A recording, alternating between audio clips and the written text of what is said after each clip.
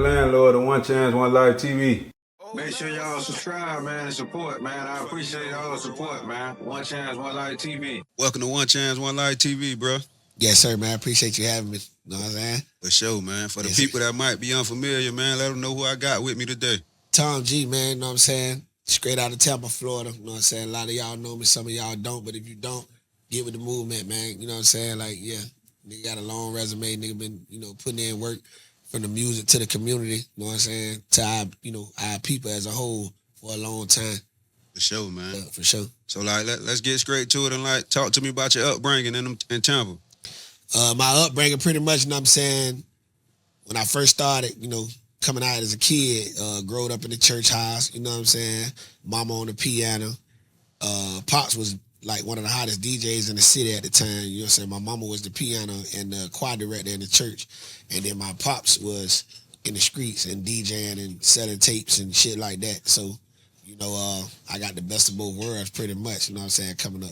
Yeah, for sure. Yeah, I got the street side and the church side, so, For sure. That's what you have today. Yeah. So what was the energy like in Tampa growing up in the late 90s and early 2000s? The energy pretty much was like niggas playing football and, you know what I'm saying, baseball, all the sports and shit. Niggas going to the Boys and Girls Clubs and, the big homies was selling crack because by that time, I'm an 80s baby but a 90s kid. So, in the 90s, nigga, the whole 90s, nigga, was all about that dope. So niggas was selling dope and I'm, watching niggas, my uncles, my cousins, they getting money, but telling us to stay out the streets and play sports and shit like that. So, that was pretty much the climate, you know what I'm saying? Right, for sure. Yeah. So as a youngster, you watch your daddy hustle selling cassettes, man. Talk to me about that. Yeah, for sure. And a little bit of dope on the side and shit like that, you know what I'm saying? But my daddy, his name is Music Man, you know what I'm saying? So the whole city called him Music Man. And my daddy used to sell tapes. My daddy used to spin records off the with real records, you know what I'm saying? The techniques, I don't know if you know about the technique turntables and shit. Right. If you're all my DJ niggas, they know about them technique turntables. My daddy had that shit. We had recorders. We had tape burners back then, like to where you can like make a master tape, put that bitch on one side, put a tape that you want to dub that master tape on the other side, and that bitch will burn the tape in like 3 minutes, like 2 minutes, you know what I'm saying? Right. Yeah, so, I always came up around music and shit, yeah. So I used to get my ass whooped when I used to try to make tapes. I used to sell tapes in middle school. I went to Franklin Middle School, and most young niggas gonna do what they see their daddy or the male figure in their life do. So I started, DJing and shit, making tapes. And how I would make my money was I would tell niggas from different neighborhoods, hey, you want me to shout you out? I'm gonna shout you out. I'm gonna put your name on the tape. I'm gonna shout out where you from and everything. Write down to like 5 things you want me to say on the tape. Boom, I come back to school the next day with the tape and sell the nigga the tape for $10. Right. It was a special request tape, you know what I'm saying? Right. And my daddy I would get in trouble. Like I real did get in trouble. He'll sit there and watch me do the tape. And if I got too much air between songs, oh nigga, you gotta start the tape over, nigga. Right. And when you get done, nigga, don't touch my equipment no more.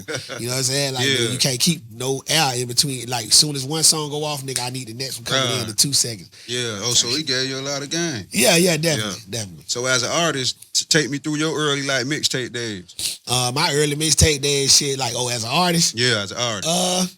Shit. I started at Stillman College because I had done went off to Stillman College. You know what I'm saying? A lot of Tampa niggas, I don't know what it was. It was something about a pipeline from Tampa that it was a lot of niggas leaving from Tampa out of high school going up to Stillman College in Tuscaloosa, Alabama. So when I got there, I met Bolo, which this is a platinum producer from Tampa, Florida.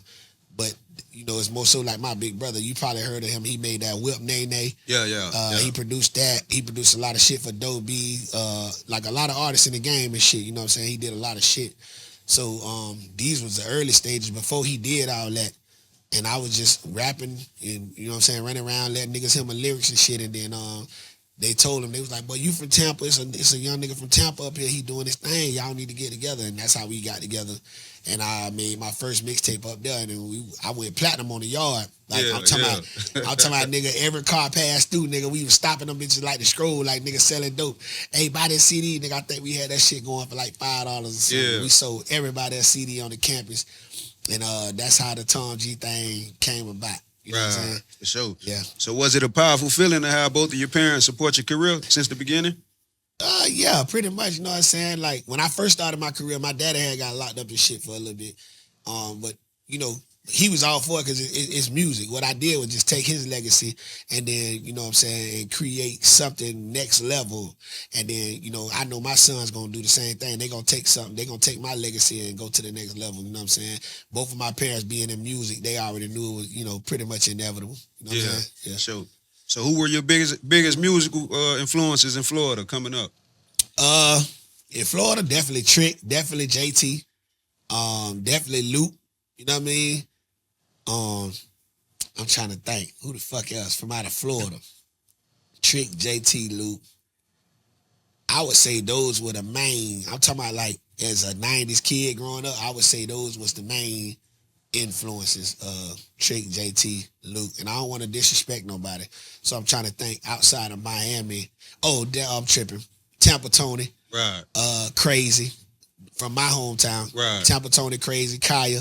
Rated R, definitely Rated R. You know what I'm saying? Rated R would be my number one on my list from Tampa. You know what I'm saying? Rated R, The Ghetto Psychic. That was his classic album. Like, I still play that shit like crazy to this day. You know what I'm saying? Right. And Nas D, shout out to Nas D, Freaky Freddy. Like, yeah, my hometown got a lot of hard hitters too. You know what I'm saying? Sure.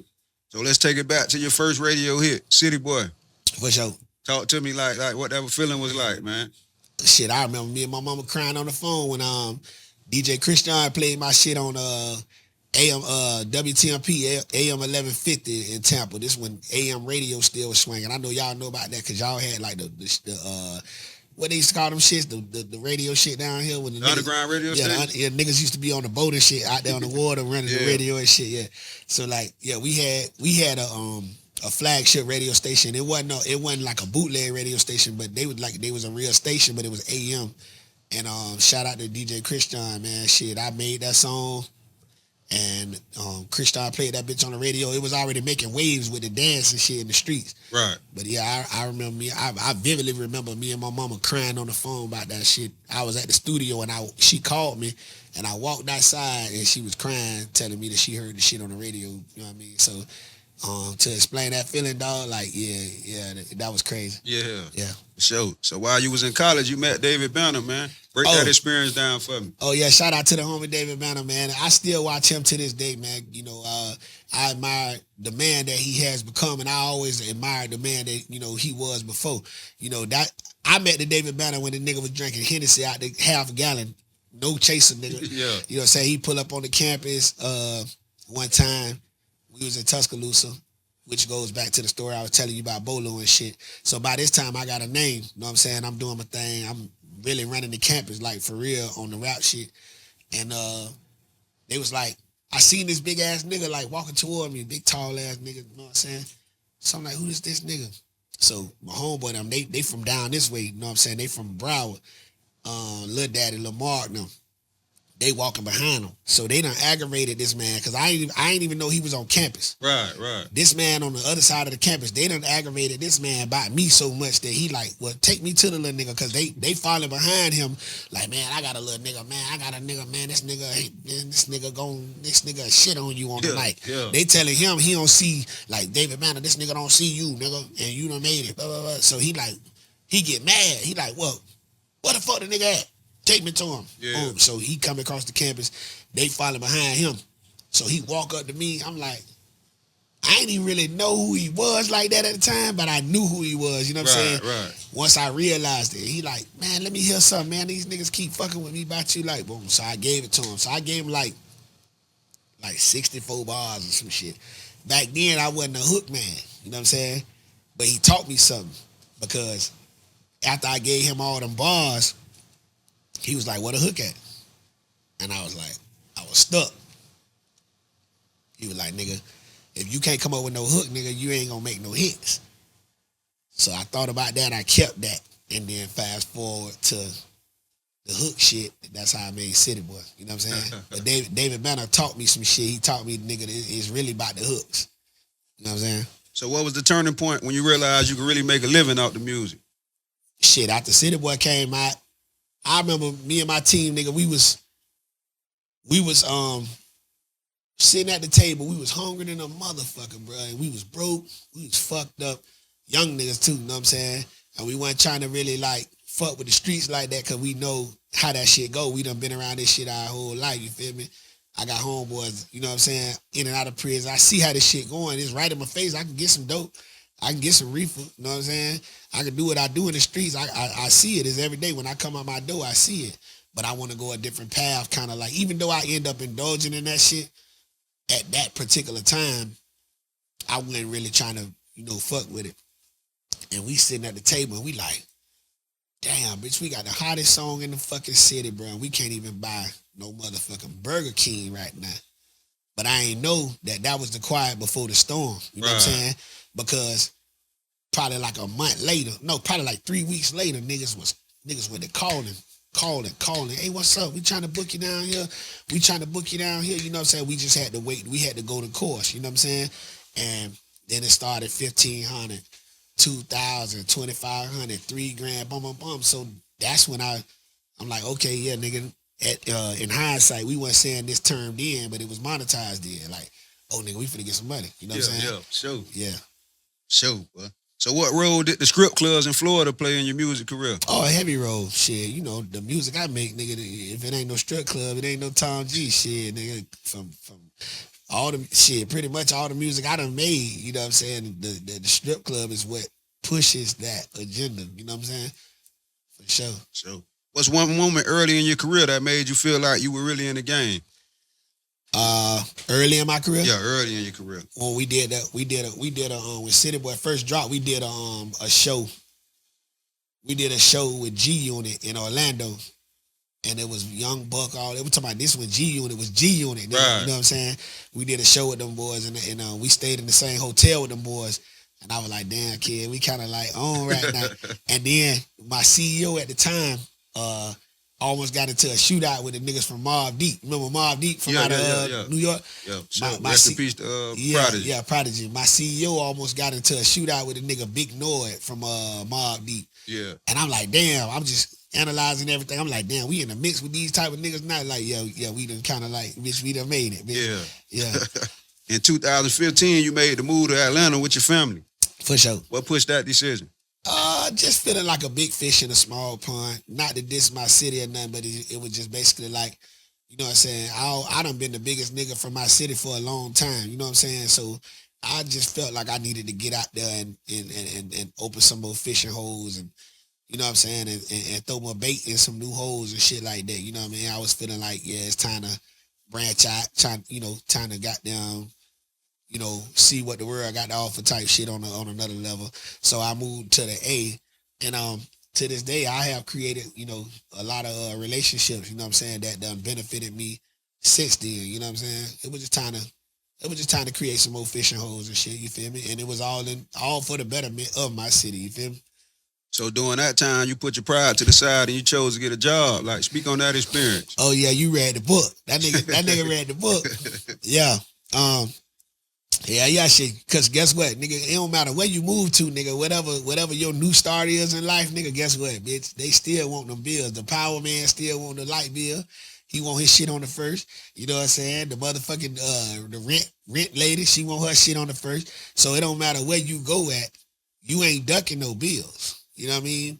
And I had saved some money before I went up there, and then you know what I'm saying, with moving and maneuvering and, you know what I mean, just trying to get in position and shit. I came to a point where I was like, shit, I need to go ahead and get me a little gig and shit. And then, as a younger nigga, you go through the motions and shit, cause you know that people look at you as a rapper, as an artist in a certain light. And I kind of went through a shame type of thing at first. Like I was getting jobs from the temp service and shit like that, right? And I can remember being like, damn, I hope nobody from Florida don't see me in this bitch working and shit. Like, but at the end of the day, like the man I am today, like why I'm questioning myself, like, why did I even give a fuck about a nigga seeing me trying to feed my family? You know what I'm saying? Like in hindsight, like, nigga, that shit wasn't even nothing to stress about. You know what I mean? For sure. And of course I still did it, so I was humble enough to still get it done. And you know, I just would have had to be like, fuck what a nigga thinking, but I still was stressing about that. Like, damn, I don't want nobody to see me working. Why not, nigga? Like, fuck that, nigga. Money is money. You gotta get it. Got to get it, boy. For sure. At one point in your career, your shows and the features and everything slowed down. Yeah. What kind of pressure did that put on you and your family? It just put with me. It put pressure on me to go back to the streets because I could easily go back to what I know. I wouldn't do it today. Cause niggas ain't playing by the same rules, and niggas will put the police on you. Niggas will kill you. Nigga, you fucking with rats. Killer rats. You fucking with killer rats and killer. You know what I mean? Niggas, it's different now. You talking about niggas who will kill you and put the police on you in the same sentence, nigga. So I wouldn't go back to play them type of games now.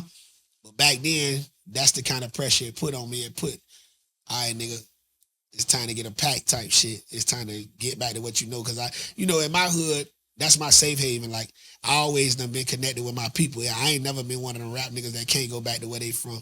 I never left where I'm from, you know what I'm saying? I always do give backs. I always do block parties. I always keep up with my people, you know what I'm saying? Nigga, if I got a bag full of clothes and it's a jit out here that look like he, you know what I'm saying, need a little help, nigga, I'm gonna put them clothes on that jit like, hey, tighten up, and you ain't gotta tell nobody I did that. So I'm connected with my people like that, you feel me? So when that pressure came, it really was just a natural reaction. Like, nigga, hey, just time to get back on the block, bitch. You know what I mean? Sure. that survival instinct kicked in. Tight shit, yeah. Yeah. How important has it been for you to keep your faith in God, man? That's the most important part. You know what I'm saying? Sometimes I go at God like a real nigga. Sometimes I talk to God like, damn, dog, like, you told me you had me. You told me you got my back. What's happening? Like, but my mama always instilled in me, like, when you ask for something, it might not be on your time. You know what I'm saying? He an on time God, though. And that's a fact. I'm talking about, nigga, when Cushion Cups came out, when Pressure Bust Pipes came out, I was on the edge. I had just went to jail and shit. And I was like, broke as fuck, because I ain't want to go back to jail, because my block was hot as a bitch at the time, right? So I know if I get back out here, I'm gonna keep risking this shit. I'm gonna keep risking this shit or whatever. And I can remember me being in the room and punching the walls, and my mama coming at bitch. She like, what's wrong with you? And I'm like, man, I'm broke, but I don't gotta be broke because I know what I can do to get some money. I don't have to be broke. I know this, but I'm being broke because I'm trying to listen to you telling me to wait on God. So I'm frustrated with you and I'm frustrated with God. So she prayed for me, and then I calmed down and I thought it through, and then probably like 2 months later, a month and a half later, that's when I made Pressure Bust Pipes, Scroll Music Volume 5. And then I started gaining some traction to where the music started paying me again. Right. You know what I'm saying? Right. So I started getting little shows for 35 and $4,000 and shit like that. And then when Cushion Cups came, that basically Pressure Bust Pipes was like the appetizer. Okay. And then Cushion Cups came, nigga, and that was the full course meal. And then I started eating. And then I had a big homie, shout out to Ski. He showed me how to get that money off the dough. So like the promoters couldn't just tell us, oh, we got $5,000 for you, but you finna make 30 grand. Right. Nah, nigga, we want the dough. We want half the dough or whatever. We started working them dough split situations where we walking out this bitch with 20. You walked out with 20. We walked out with 20, nigga. So now my eyes open. Boom. That was my mama saying, wait on God. Sure. You know what I'm saying? So what's your mindset when things feel stagnant in your career? The same thing, bro. Just wait on God. And everybody go through seasons. Everybody go through sufferings. And every man gotta suffer sometimes. You know, sometimes it's good to suffer. Suffering teach you lessons. You know what I'm saying? I have learned to, when things get slow, I have learned to enjoy the burn. You know what I'm saying? Like I don't like it. Nobody like to be slow and stagnant. You know what I'm saying? But I have learned to enjoy the burn. You know what I'm saying? I'm gonna pray through it. I'm gonna learn through it. And then the burn, the stagnation also ignites my hustle to another level, to where I'm gonna get up and I'm gonna try some shit. You know what I'm saying? If you uncomfortable, you ain't gonna. If you're comfortable, you're not really eager to try some shit to win. When you uncomfortable, nigga, uncomfortability, nigga, that bring the best hustlers out. I agree. You know what I'm saying? I agree. Right. 100%. Yeah. So your book is titled Process and Purpose. Why that title? Same thing. Process. When you're struggling, when shit ain't hitting how it's supposed to, that's the process. know what I'm saying? When you struggling, when you broke, when when shit is slow, that's the process. The purpose is what you learn from going through that process. And it ain't about money. You might learn humility through that process. You might learn to be a giver. Even though you struggling, you might learn to be a giver through your struggling process. And then that's how you learn your purpose, to be a giver, to be a praying person for somebody else, to be, you know what I'm saying, a helping hand for somebody. That's the purpose that you learn through the process. Yeah. It's hard. You reinvented yourself as a challenge God. How grateful are you for the doors that opened because of that move? Oh, man. That was the best thing I could have did. Because I'm going to tell you, I think what started it was the Monica So Gone challenge. Monica had started a So Gone challenge. I seen Ball Greasy do it. I seen a couple of people do it. And I'm like, now, the crazy part about it, again, I go back to this. Remember when I told you I was ashamed to work a job and when I don't want niggas to see me working? I guess I was battling with trying to keep up with the facade. Not the facade, because I never lived a facade. I was trying to keep up with the image of an artist, right? And what I thought that people want to see from an artist. But then when the Challenge God part came in is when I learned that, niggas want to see, they want to see you talk about when you fucked up and down bad. They want blood on the track. Nobody want this glamorous shit where it's all good and you balling. Nobody want to hear that shit all day. Because guess what? It's more motherfuckers out here that's struggling than balling.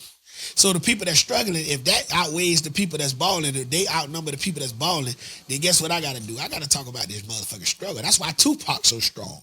You know what I'm saying? Because Pac talking about the struggle. You know what I'm saying? That's why Pac is stronger than the niggas who rap about balling all the time, right? So I was like, damn, they rapping online now? This what I do. And when I see niggas rapping and doing challenges, I'm like, all right, bet, boom. So I started doing it. And I started talking about my life at the current state and what I'm going through and what I've been through and what I seen and experienced. And nigga, that was the best thing ever happened to me. That shit landed me. Shout out to Cool and Dre. That shit landed me with them boys.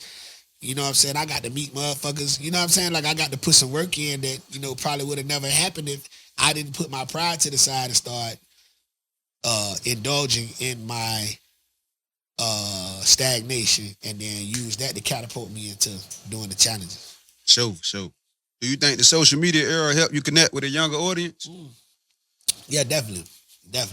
You know what I'm saying? Because even though it might not be as bad now, because I think everybody coming back down to a common median where niggas know that it's not a young nigga world like y'all was saying back in 2019 and 2017 and shit like that. But at that time, it was a young nigga world. Like, they was pushing that shit so hard to, like, you had to tap into the young nigga world. Not that I want to tap in with y'all and be equivalent with y'all, but I would like y'all to know that I done been through some of the shit that y'all going through. I done been where a lot of y'all niggas is at right now. And you know, everybody still want the young people to tap in. You know what I'm saying? That's just like the uncle, the cool ass uncle, nigga. You want the young niggas to feel like you that cool nigga too. You feel me? Sure. So social media definitely helped me tap into that. And yeah, it definitely worked. Especially when I look at my analytics, you know what I'm saying? The young motherfuckers just tuned in. Yeah, that's a blessing. Yeah. Snap Trap is your newest business venture. How has Tampa embraced it? Oh yeah, Tampa love that shit, man. You know what I'm saying? Shit, they go crazy, nigga. I got this shit called a Z-Wing, nigga. You know what I'm saying? And I got it from one of my partners out of Zephyr Hills and shit. I actually went and did a hosting last night at the same club that I hollered at one of the niggas from and shit. Yeah. But yeah, I got a fucking recipe called a Z-Wing.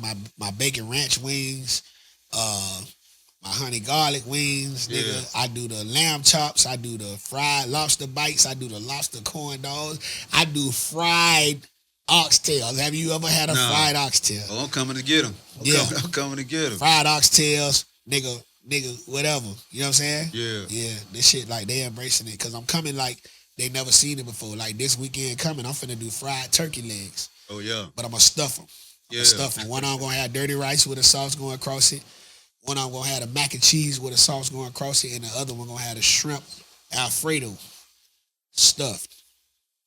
a fried motherfucking turkey leg. Yeah, I But got when to pull up. but when you stick the fork, you can stick a plastic fork in that bitch, a Dollar Tree fork, and that bitch gonna break.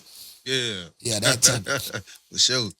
So you catered for the Hotboy reunion tour stop in Tampa. What was that experience like for you? That was nostalgia for me, cause you know, as a kid, nigga, I was like, them was my niggas. Like, them was my go-to guys. Like, those are my mega stars from being a kid. And then I know me and Wayne pretty much the same age, so I always felt like Wayne twin. That's why I came out with so many mixtapes, cause I was like, man, me and this nigga, like, bitch, we brothers, nigga. Like, bitch, every time this nigga drop a tape, I'm gonna drop one. That's why Tom G got 40 mixtapes, cause I'm like, bitch, every time Wayne drop one, I'm finna drop one. Or if I'm not dropping music when Wayne dropping music, I'm behind the ball. That's how I treated my career thus far. You know what I'm saying? I don't like how they try to play him now, but you really can't beat the internet. It's like, it is what it is. But he's legendary, and ain't no question about that. They try to play him now like, you know, whatever, like with the Super Bowl shit and all that. Oh, he don't perform good, and he don't need to be the Super Bowl performer. Nigga, that shit was in New Orleans, nigga. Right. Nigga, You ain't no excuse. Come on, you ain't getting no bigger than Weezy Wee in New Orleans. Nah, you ain't getting no bigger than Tunchi, dog. So that's how I feel about it, you know. And I still feel like that about them boys. Yeah. So, are there any new businesses you looking into outside of music to invest in? Yeah, I'm about to start my own car dealership type shit. You know what I'm saying? I'm about to start my own car dealership. I got a cleaning business I'm cooking up, and I got a event hall that I'm investing in right now. Yeah. Because, you know, motherfuckers be looking for somewhere fly to throw parties at. So I got a spot that I'm about to invest in, and yeah, we're going to make the city book this shit every month. Yeah. every week, every weekend. Yeah. You recently got burnt on your snack truck, man. Talk to me about that. All right, so yeah, matter of fact, nigga, I was finna come to you. Yeah. And the shit happened like after you sent me whoop de whoop, whatever, you know what I said? Then I fucked around and I got burnt that next week. It was like 5 days later or some shit. And I was like, this nigga gonna think I'm lying. Remember I tried to FaceTime. Yeah. I told you. He was like, nah, you ain't gotta yeah. FaceTime me and shit. Nah, nigga, I fucked around and did my regular routine. I had one of my employees turn on the gas up under the truck, because the whole truck, all the appliances that cook food are ran off of a propane line. Oh, okay. Right? So you got to get up under the truck, you got to turn that shit on. When you turn the gas on, then you get one of the long lighters, and you get up under the shit and you light that shit. So I got up under the fryer. Oh, man. It was a hot day. It was hot as fuck that day. I'm talking about it was hot. And I think that's what caused it, because I did the same shit that I do every day. Every day. Right. And it never happened to me. So what was the, common denominator and what made this shit change? So I lit the fryer. Fryer came on, all good. Turn the fryer on, get my grease hot. I go down to the oven. I put the oven on the little pilot shit that you got to put it on before you light it. I put it on, did everything I supposed to did, got up under that bitch, and it's like a little hole that you stick the lighter through, right? And then you light that bitch while you holding the primer, but not the primer button, but the pilot button. And you'll see the pilot come on. And then you let the pilot sit for a little bit. Then you turn the oven on. Once the pilot get hot. As soon as I stuck that fucking lighter down in that hole, and I clicked that lighter, boom! Oh, man. That bitch blowed. When it blowed, that's why my right side of my face was what got burnt, because I was looking down. So the fire came from up under the oven and hit this side. The rest of it hit up under the oven. It would have hit me worse, but that oven took most of the fade for the fire. Right. For the explosion, rather. You know what I'm saying? If that oven wasn't there, nigga, ain't no telling what the outcome would have been. yeah, nah, I wouldn't be right here talking to you right now. Yeah. For sure. You know what I'm saying? Sure. God is good. Yeah. Yeah. So how grateful are you for your wife standing by you throughout the years, of the hard times, the good times, and everything? Oh, that's baby boo boo though. That's like, yeah, that's, you know what I'm saying? That's what it is. Like, we've been together like, nigga, since 2004.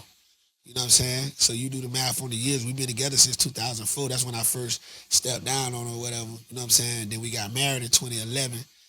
And we got 4 kids together. And then she helped take care of my daughter that came outside of what we have going on. Right. You know what I'm I'm saying? She could have hauled ass then, you feel me? But she kept it gangster. That's my gangster right there, you know what I'm saying? For real. So, you know, as a man throughout the years, I've been just trying to make sure that she feels that appreciation. You know what I'm saying? Because, you know, sometimes we be out here running and trying to chase our dreams and trying to, like, connect with that money, how we desire to connect with that shit. Sometimes you'll forget, like, hey, man, make your people feel love. Make your people feel like they, you know what I'm saying, what they did for you, it count. And so, you know, that's the place I'm at right now, just making sure that, like, she feel it. You know what I'm saying? Every chance I get. Do you think it's even possible to repay her back for her loyalty? Hell nah. Only thing I can do, nigga, is just get the car she want, keep buying a bigger house. You know what I'm saying? For sure. And when she wants some shit, just get it. Yeah. Type shit. And, you know, just make sure that security is there, that safety is there for her from her man. You know what I'm saying? Sure. Yeah. So as a father, how important is it to teach your kids how to build their own? Oh, very important. Because they ain't got to be in my motherfucking pocket. Shit, nigga, I taught my children how to cut grass. Nigga, my sons, I'm pretty sure you seen that. My sons had a fucking lawn business when they was 13, 14. And we ran it for like 2-3 years. And then I guess they said they ain't want to do the shit no more. So it was cool. But I still taught y'all a trade. You know what I'm saying? I gave y'all the game on how to never be broke again if you really need some money. So, you know, I taught you that. Yeah. That stuck with him forever. Yeah, for sure. Now my other son, one of my sons cutting hair. I don't know where he get that from. I always had a dream of being a barber, but I never ignited it. But I will get the clipper sometime and practice on their ass when I was little. I mean, when they was little, and then like, you know what I'm saying, like when I ain't want to pay for no edge or pay for no haircut, bitch. Hey, get in here, bitch. You know what I'm saying? You know, we growing up out of that type of shit. I still do that to my little son now. I be like, bitch, you gonna get a haircut this week, but then next week, bitch, I'ma edge your ass, and then the next week, bitch, yeah, fuck that, bitch. Ain't nobody, bitch, these barbers charging churn $35 for a haircut. Serious, boy. Yeah. So looking back on everything you accomplished so far, like up until this point now, like what would you tell a younger Tom G? The younger Tom G, I would have just said travel a little more. I would have been like, nigga, you know, get outside the southeastern region a little more. I'd have been more in Texas, more in, you know what I'm saying, the Carolinas and shit like that, and making that music spread a little more. But outside of that shit, you know, just save your money. I would have told my younger self to save your money. And I would have told my younger self, man, fuck these niggas. Like, these niggas, they not gonna matter 15, 20 years from now. Nigga, these niggas is not gonna matter. You know what I'm saying? These niggas' opinions ain't gonna matter. These niggas ain't gonna matter. Fuck them. That's real. For sure. You know what I'm saying? For sure. Yeah. So what does legacy mean to you personally? It just means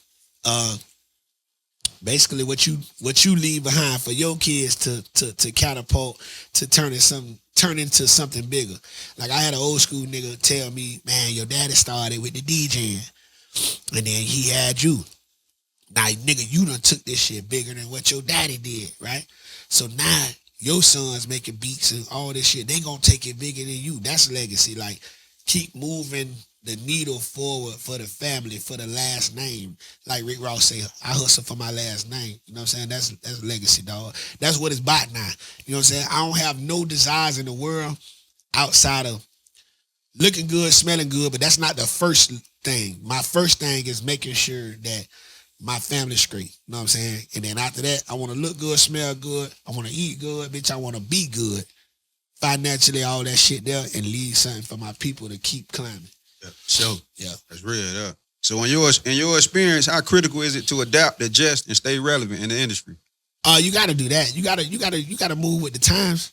You know what I'm saying? You could, like, you know, a lot of the shit that's going on right now is clown shit. You don't have to be a clown. You know what I'm saying? You don't have to join the circus. You could just be right there at that fine line. And that's kind of what I practice. Like, I'm right there at that fine line. Like, you ain't gonna never see me doing clown shit. If you see me doing some clown shit, that's because I feel like, nigga, that's just me. Right. Because sometimes I'm a goofy ass nigga. I play and kick the bobo.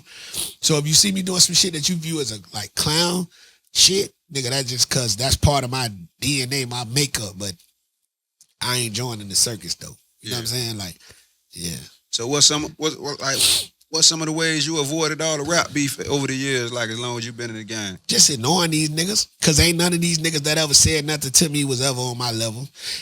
But you gonna see some shit if a nigga that say something, if a nigga that is on my level or better, either on my level or bigger, then I entertain that shit. You ain't never just seen me in a rap beef, cause I'm not finna give these niggas no time of day, cause half the niggas that's ever said something to me, nigga, you is not on my level. You ain't got enough music, nigga. You ain't got enough clout.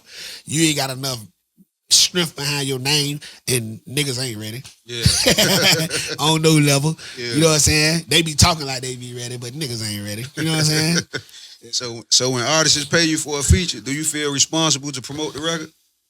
A couple times. I'm gonna be a real nigga. Like, you know what I'm saying? I ain't finna be no flaw ass nigga that do a feature with you and then I won't give you no story posts and shit. Like, nah, I'm gonna throw that shit out there a couple times. But nigga, if you want this shit to be continued, nigga, then put a little couple dollars on it. Yeah.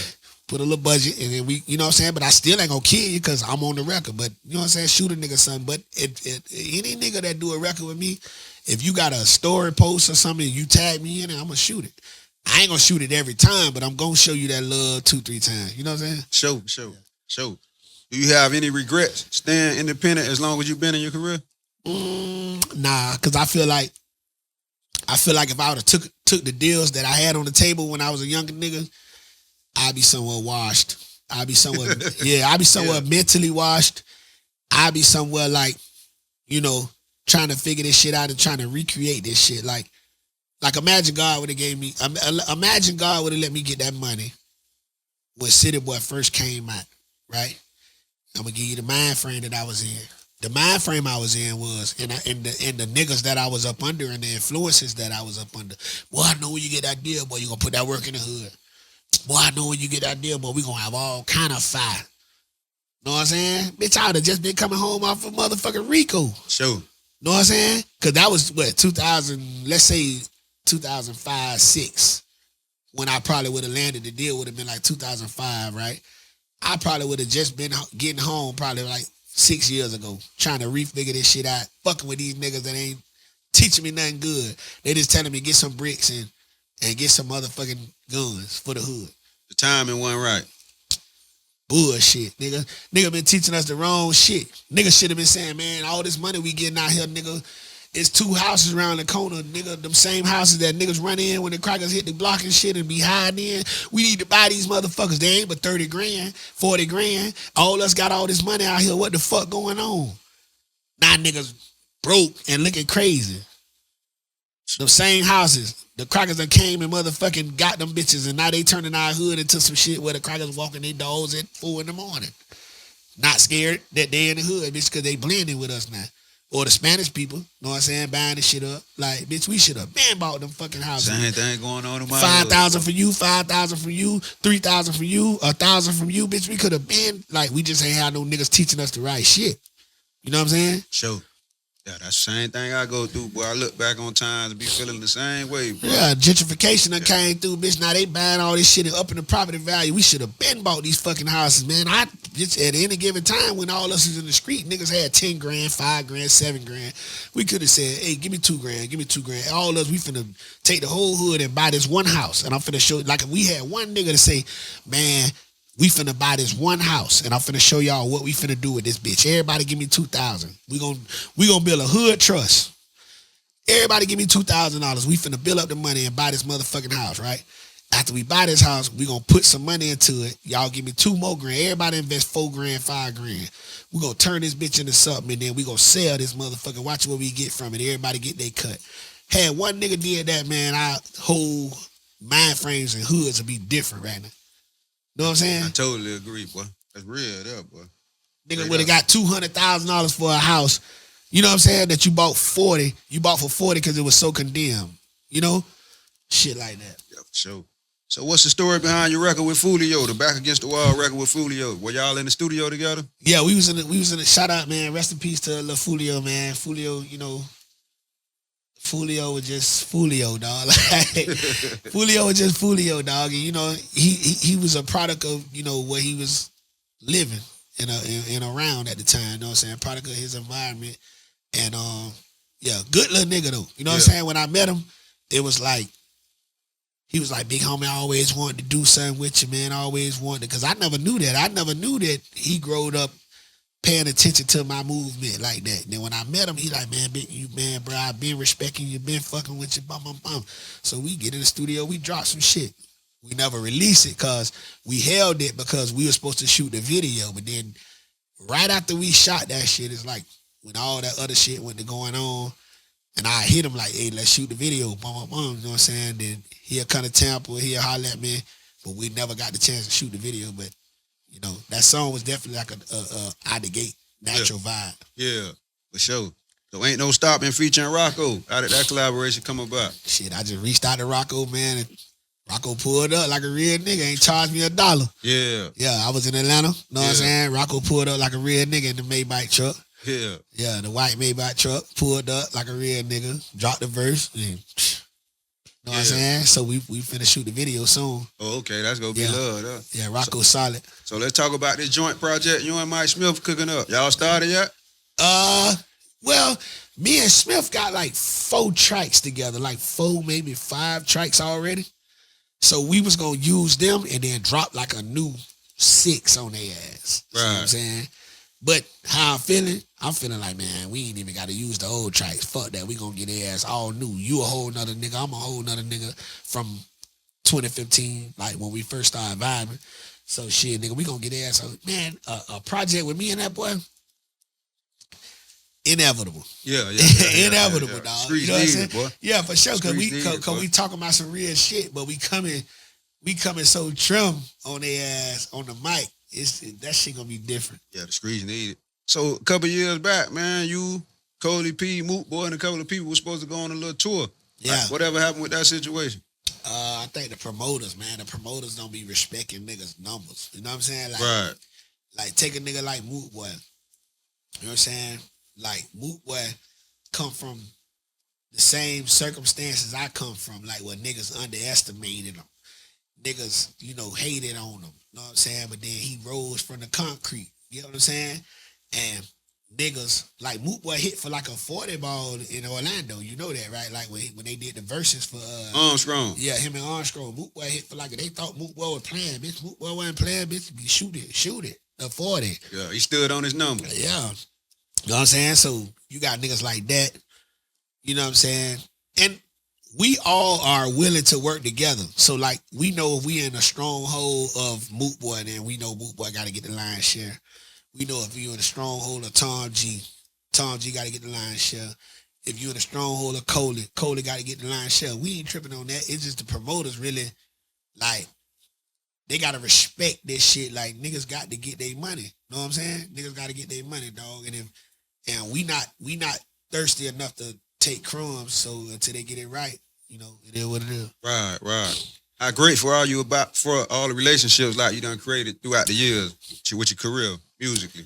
Oh, pretty much very grateful, but like, you know what I'm saying? Like all my niggas, like, I like to fuck with niggas who come from the same, the same circumstances I came from. I like to fuck with niggas who motherfuckers be trying to turn their back on or hate on. I like to fuck with underdogs. You know what I'm saying? Like my nigga Lil Scrappy. You know what I'm saying? Like niggas like that. I fuck with the underdogs. Like my nigga, you know what I'm saying? Keith Wallace. You know what I'm saying? Shout out to that boy Keith Wallace. Yeah, come on, man. You know what I'm saying? I fuck with the underdogs, bro. I fuck with people who like got an uphill battle with their shit. You know what I'm saying? But we make it happen some kind of way. For sure. That's how we relate. That's how we, you know what I'm saying, coexist. What's your relationship like with Hotboy Turk? Oh, Turk, my nigga. Yeah. Another underdog. Yeah. Turk, another underdog. You know what I'm saying? Like right now, Turk evolving into something different. Turk is like, you know what I mean? I don't want to speak on the boy's situation or whatever, but just from the outside looking in, like, you know, Turk probably wasn't taking this shit as serious as the rest of them boys at the time, but now Turk has arrived mentally as a man. You know what I'm saying? And bitch, Turk demanding that, bitch, y'all respect me as such. We not gonna keep rocking like this the old Turk. Bitch, we gonna rock like the new Turk, bitch. You know what I'm saying? I got my business together, I got my mind together, and I ain't saying Turk perfect, but you know what I mean? He want that respect on that level today. You know what I'm saying? And yeah, that's my nigga. For sure. So how did you first like initially connect with T.I? Oh, and Tip reached out to me. Tip had hit me up. Oh, all right, I know how it went. You know, with the challenge guard shit, I got a team. So when I would do challenges, niggas would they'll like run up a campaign in the comments tagging niggas.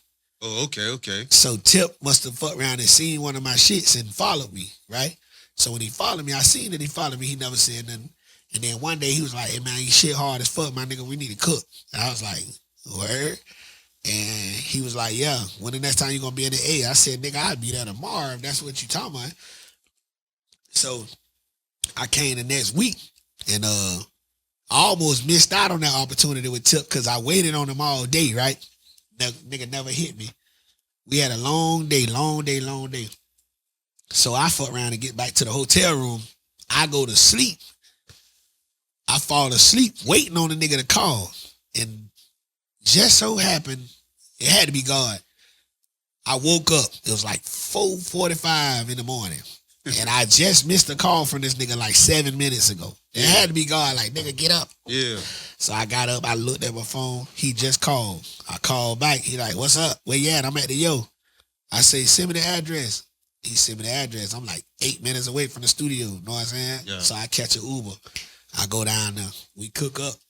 So, you know, the track is unreleased. The track hasn't been put out yet.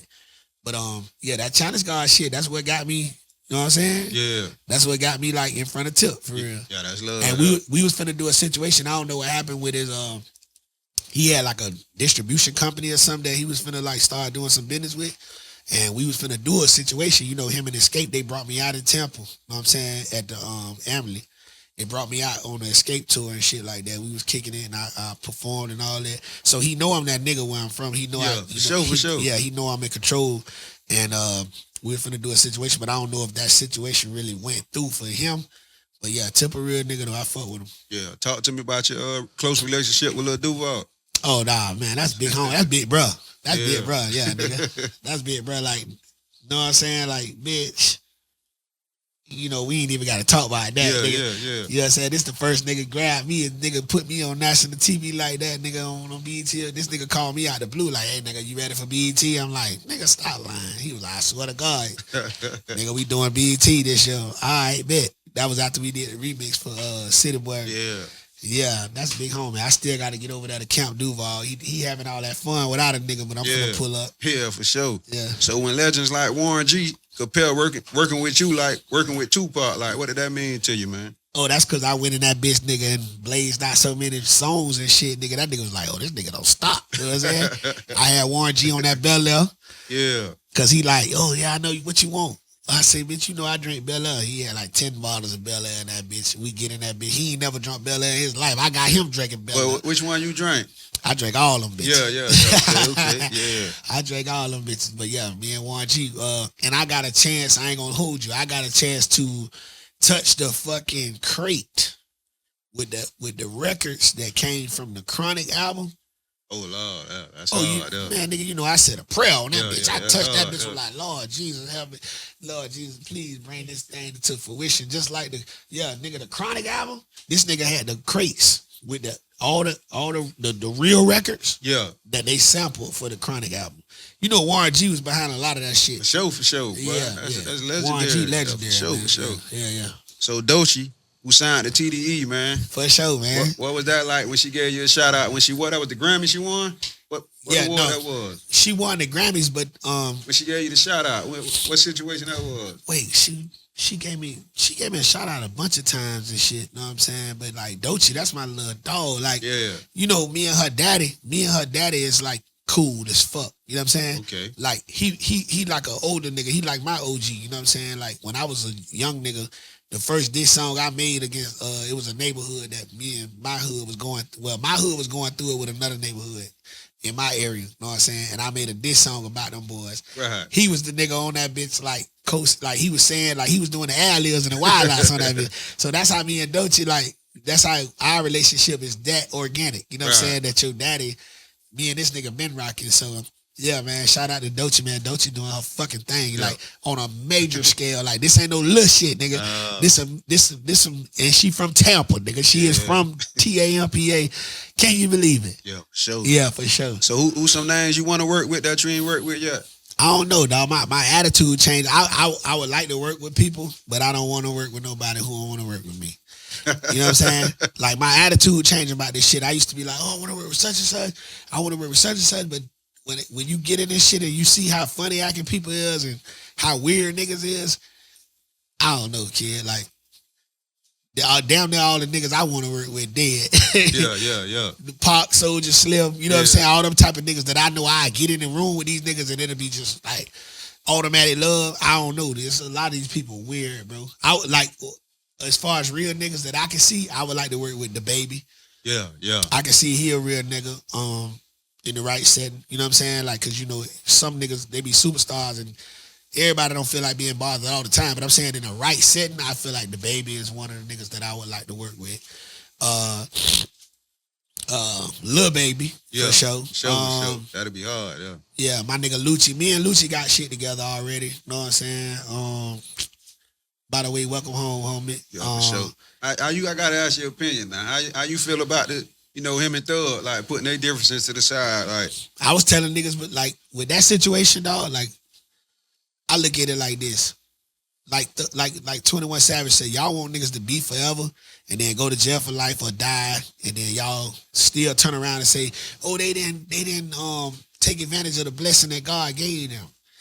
Then niggas in the comments like, oh man, bitch, Lucci mama got hit, blah, blah, blah. Yeah, but guess what though? Like, you know what I'm saying? Sometimes my nigga, it's just better to, like, okay, are these guys fools for taking this situation that both of them been through and came out on the other side of it? People died, people got hit, people got hurt, right? On both sides. But if we both mature enough to say, hey, man, let's get some money out of this shit.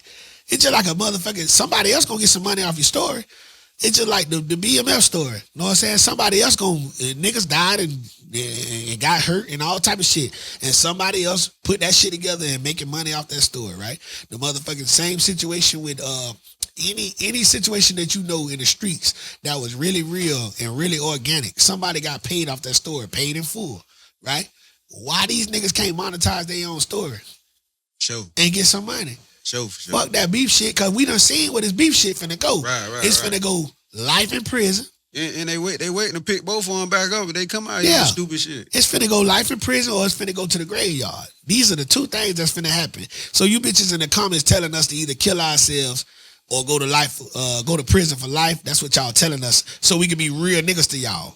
Man, fuck y'all. Sure, I agree, boy.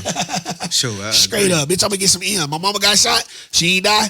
Oh yeah, for sure. Your baby mama got killed. Okay, yeah, your homeboy got killed. My homeboy got killed. Man, this a whole story that we just gonna monetize ourselves. We just big enough men to say, man, bitch, let's get the money ourselves before we die and give our lives up for the entertainment of these other motherfuckers, and then let somebody else eat off our shit. Fuck them. Sure. So you've been a voice for Tampa for years.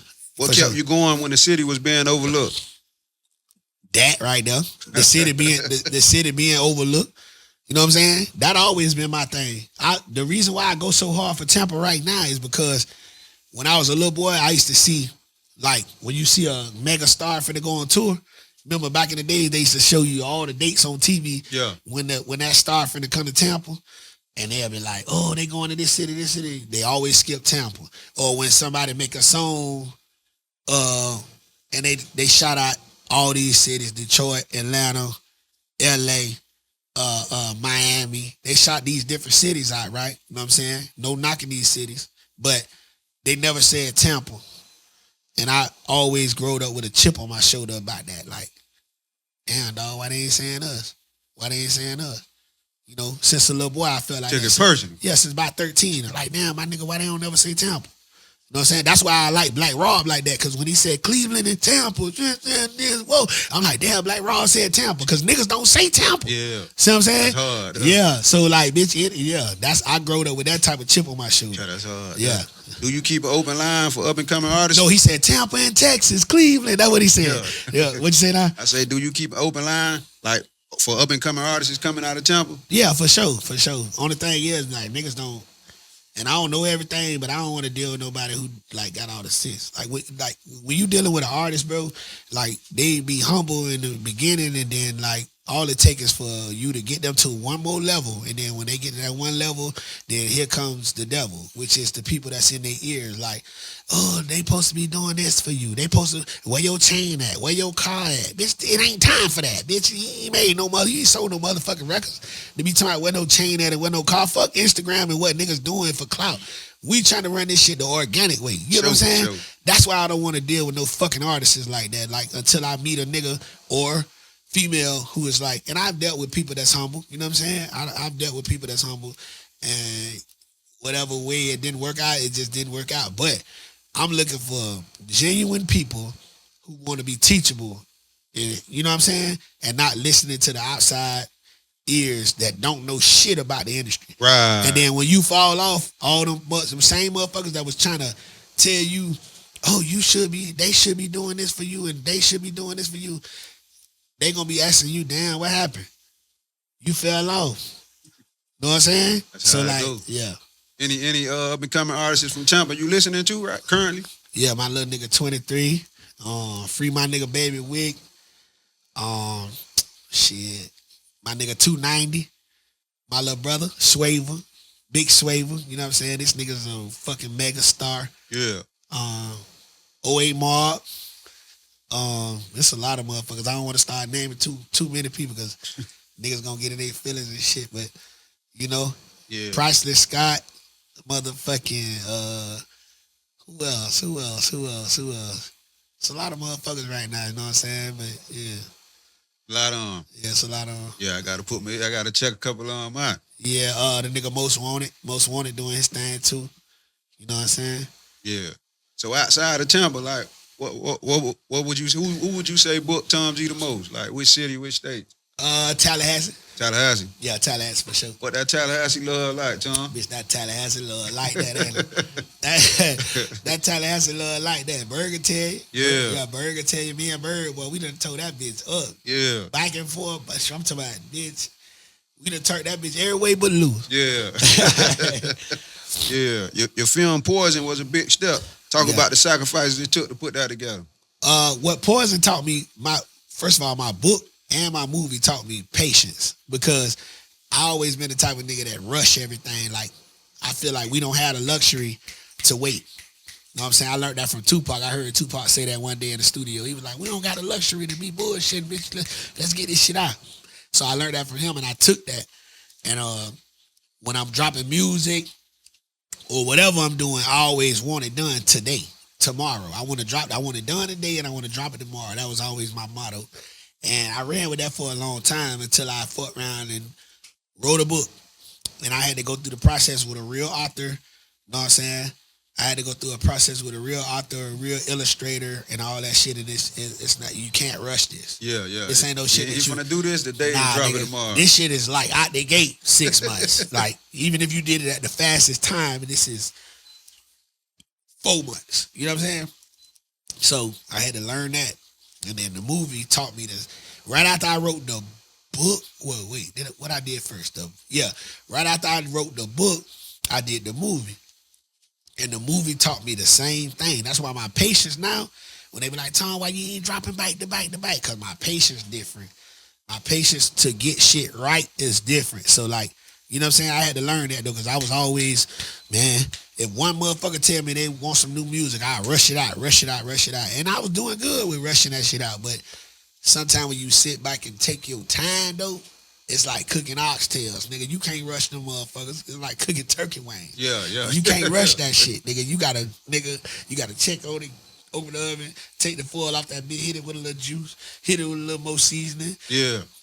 Taste your finger, put that bit, cover that bitch back up, and let it cook some more. That's how that shit is. For sure. Yeah. So can the fans expect more movies from you? Oh, for sure, yeah. You know what I'm saying? I ain't gonna lie. I pray movies take me out of music. And I love music, and I want to get to a place where I record music because I feel it. I don't want to record music because I feel like I got to keep dropping for the fans and shit like that. I want to get into the film world to that point. I want that pressure on me for film. Like them niggas who make McGraw Ave and shit. That's hard, yeah. My nigga, watching that. Yeah, my nigga Murder from out of Detroit. Them Yeah. niggas is running Tubi right now and all the other little, know what I'm saying, sites and shit. Yeah, shit like that. I want to be in that space. Sure. You know what I'm saying? So what break down to the people the process of like funding the independent film? Shit, at least 20 out the gate. Yeah. At least 20. I think we was about 30. You know what I'm saying? And that's run and gun. Right. That like at least 20 run and gun. I'm talking about buying pizzas because everybody homegrown to set. Yeah. Like shit that you don't even plan. Yeah. Let's say we finna shoot a video. We finna shoot a movie run and gun. You still finna do 20. But I ain't gonna lie, you like the way shit set up now, like the way niggas doing like nigga Country Wayne rich off the phone. Right. Like I did a couple Country Wayne skits and shit. Shout out to my nigga Mike Bless. Yeah. Nigga, we went down there to Brevard to the old prison and shit, know what I'm saying? And nigga, we shot like 5 skits off the phone. And it's just a new iPhone or whatever. Yeah. And like, yeah, niggas like, so you don't have to do it traditionally though. You know what I'm saying? Like I real nigga shoot my next shit off my phone. It probably won't cost me 20 because I done learned more game. You know what I'm saying? It might cost me 7 or something like that. But you still got to buy the food. You still got to accommodate people. You got to fly motherfuckers out. You got to pay for travel. You got to pay for rooms. You got to pay for, you know, all the shit that you need to get that shit done. You got to take care of the person that's shooting it, the editors, all that. You know what I'm saying? Yeah. So what led to you exploring the countryside of music? Just me having a bucket list of shit that I'm going to do. Before I get up out this bitch, like bitch, I want to do everything. I want to make a gospel album too. You know what I'm saying? Because I told you what my origin was. That'd be hard. Yeah, I told you my origin is my mama was, you know, I grew up in the church, so I you know, it's only right that I do a gospel album. That'd be hard. You know what I'm saying? And I'ma still keep it gutter. I just ain't gonna cuss, and I'ma keep it real, but to where the people in the gospel world can kind of like vibe it. You know what I'm saying? Sure. Yeah. So how do you feel about the new open and carry law in Florida, man? I ain't really tripping on it because I'm gonna keep mine on me. I ain't showing mine. Yeah. I ain't showing mine. I ain't gonna lie though.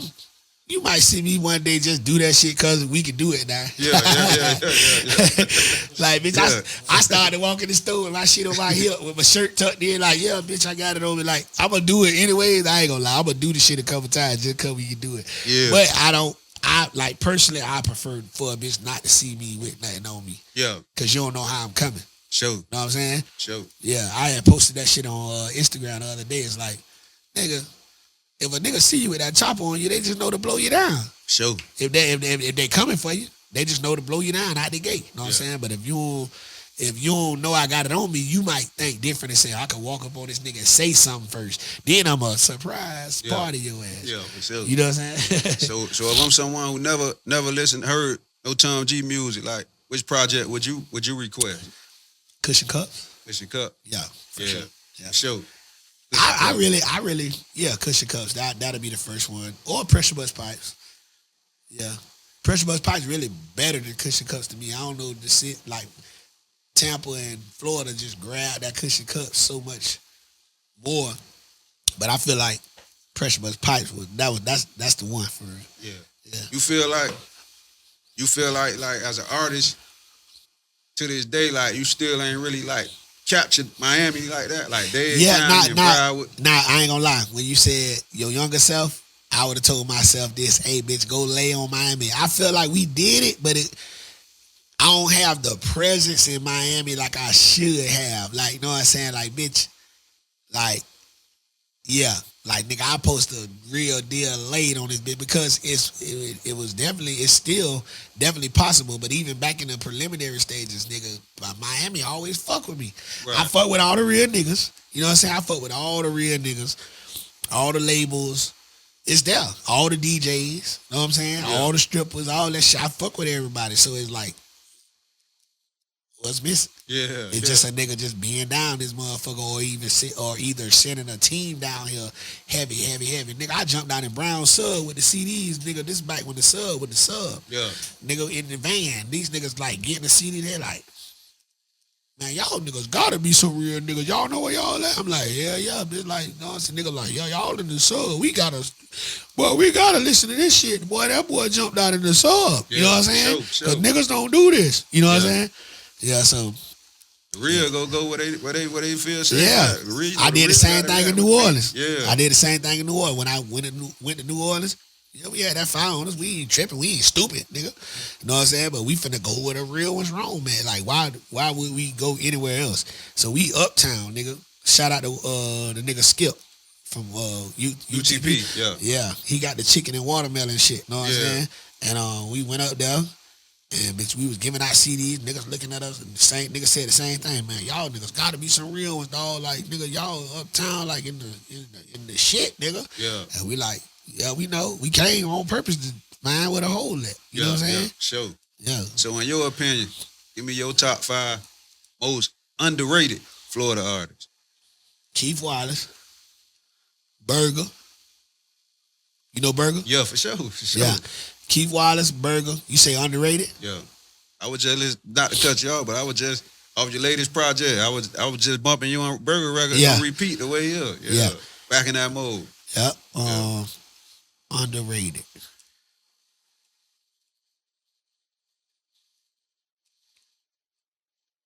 Tay-Bay. Okay. He from your way, right? Yeah. Yeah. Trying to think of him. Moot Boy. Yeah. I was just gonna ask you about Moot Boy.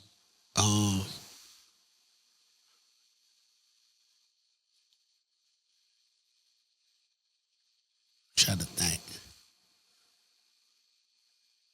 My nigga Lil Duval from Jacksonville. Lil Duval? Yeah. I gotta check him out. Yeah, Lil Duval from Jacksonville. Check him out. Yeah. When we speak about the whole Florida culture musically, how important is bigger ranking? Shit, that's all our daddy, basically. Musically. Yeah. That's our pops. Yeah. You know what I'm saying? Bitch, that's, generations, nigga. Yeah. You know what I'm saying? That's the first nigga booked me in Jacksonville. Yeah. Numerous times. You know what I'm saying? Like, he ain't got nothing but some real shit to say to you. He gonna tell you some real shit, whether you want to hear it or not, And, he's a real father figure for all of us artists in Florida. You know what I'm saying? Yeah. Bigger ranking for sure. And he's still in it.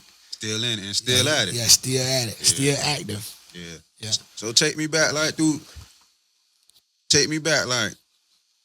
younger Tom G, like linking up with Boosie coming through Tampa and getting a chance to record some music. Like, yeah. Boosie had a show at 112. And we was there. And I forgot who I had link us. Oh, the nigga Pat B, he was a promoter. Pull the mic to you, Tom. Yeah. The nigga Pat B, he was a promoter. And we linked up and we was like, come through the studio. You know what I'm saying? The bread, right? It's great. You know what I'm saying? He like, all right, bet. So them niggas ain't never come that night, but they came the next day. And I still remember that shit like yesterday. He got like this insulin cup that he drank or whatever. He put that in the refrigerator, came in the studio. I had the track already ready. He came and laced that bitch. We kicked it. I paid him. You know what I'm saying? And he was like, what's up, nigga? You ready to they was like, he rushing to get bike because it was the Bayou Classic that weekend. Yeah. And he just bought a Bentley. Yeah. And he got that bitch bulletproof and shit. He was like, man, I'm trying to get bike, man. I got to go to the Bayou Classic, man. I'm trying to drive my shit through the city. You know what I'm saying? So they was rushing or whatever. He was like, what's up, nigga? You ready to go see my jeweler? Me and Birdman got the same jeweler. I remember telling that nigga, hell nah, bitch, I ain't ready. Bitch, I just paid you. I just paid you for this feature, bitch. And bitch, who? Bitch, you and Birdman. You got the same jeweler as Birdman. I'm not ready to come see you. Yeah, but that was some good times, man. Yeah, good memories, man. Yeah. So you appreciate, you felt like, as an artist, you feel like you had more fun back then with the mute, like just as an artist, period? I feel like my whole journey just been kind of fun. Like, you know what I'm saying? Like, even from back then to now, it's like, I'm always kicking it with motherfuckers. I'm always like aligned with motherfuckers. Like, it's fun now. You know what I'm saying? This shit fun now. It's just that we grown now. So it probably was more fun back then because I was a jit. I ain't really give a fuck about nothing. So, and I ain't had no cheering to check on, and you know what I'm saying? I ain't have to call my old lady and make sure the house straight and all that. We was just young then. So yeah, it probably was more fun then. Yeah, you know what I'm saying? Sure. So when can the streets expect this project with you and Smith? Shit, at least before Christmas for sure. Oh, Christmas. Yeah. Oh, it's coming. Yeah, it's coming. Yeah. Yeah. So what other artists you can see yourself like doing a whole project with that you feel like will be that'll actually fit, won't be no forced situation? Definitely Moot Boy. I say Moot Boy. I say that I would do a whole project with that I'm in reach of, or motherfuckers like Just period. Like who you ain't gotta be in reach. Like who you feel like a fit your style, and it'd be, you know what I'm saying? It'd be a good, like, you know, good project. I feel like me and Wave would be straight. Like me and Wave was to do some shit. Me and Rod. Yeah. You know what I'm saying? He been fucking with me since he was a jit. You know what I'm saying? So like, I think we got that type of chemistry. As far as Georgia, I'm thinking Georgia. As far as Georgia, Alabama. I don't know. It's too many niggas to name. You know Yeah. So we got it. For one thing for sure. For the whole state of Florida and the whole southern region, we need that Tom G and Iceberg project, man. For sure. Like, we need that, man. Berg, I ain't even thinking him because that shit automatic. Yeah. We need that, man. Me and Berg automatic. Yeah. We'll fuck this shit up. Like, we need that, man. Yeah, for sure. Man. So what's next musically? Like, what's going on? What you promoting? Like, talk to the people before let's wrap it up on a good note. Like, what we promoting? What we working on? I got my new project. My newest project is called Man of the Hour 2. You know what I'm saying? Produced by Bolo and a couple other producers. That's my latest project. And then the one before that was I got 16 Summers. I got Scroll Music 11. Them the three you need to catch up on. If you haven't been like up on the Tom G movement, you want to fuck with Scroll Music 11. It's called SKROLL. Scroll Music, MUZIK. Scroll Music 11. You want to do Man of the Hour 2, and you want to do 16 Summers. You listen to them three niggas, you gonna be like, boy, this nigga Tom is still like that. Like, you know what I'm saying? I've been in this shit a long time, but I ain't missed a beat. Yeah. You feel me? And other than that, bro, like I said, we working on more visuals, more movies and shit like that. You know what I'm saying? And shit, I'm looking forward to finding that artist that's gonna be what it's supposed to be for me and for them. You know what I'm saying? And Sure. yeah, I'm doing a lot of ghostwriting. I fuck with a lot of people. Like I do a lot of ghostwriting in the industry. I don't wanna put them names out there because, you know, confidentiality. Yeah. But I'm doing a lot of ghostwriting in the industry. I'm talking about like in the game. You know what I'm saying? Sure, for sure. Yeah. Man, I appreciate you, man, to the fullest, man. And, you know, like I say, I'm going to pull up.